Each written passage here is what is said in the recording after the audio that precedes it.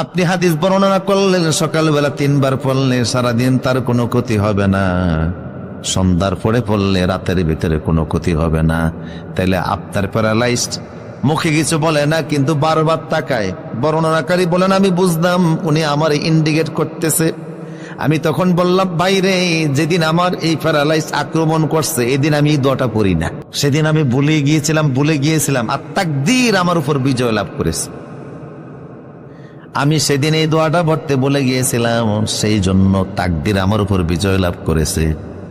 ব্রাহ্মণবাড়িয়া জামিয়া ইউনুসের বড় মুহাদ্দিস হুজুর গাড়ি অ্যাক্সিডেন্ট করলেন, ওলামায়ে কেরাম দেখতে গেলেন। উনি বললেন যে আমি প্রতিদিন ফজরের পরে এই দোয়াটা পড়ি, বিসমিল্লাহিল্লাযী লা ইয়াদুররু মা ইসমিহি শাইউন ফিল আরদি ওয়ালা ফিস সামা ওয়া হুয়াস সামিউল আলীম। কিন্তু আজকে আমার গাড়ি অ্যাক্সিডেন্ট হয়েছে, সকালবেলা আমি এই দোয়াটা পড়তে ভুলে গেছি, কারণ তার উপর তাকদীর বিজয় লাভ করবে, সেই জন্য দোয়া পড়তে যিনি বলিয়ে রাখছেন তিনি কে?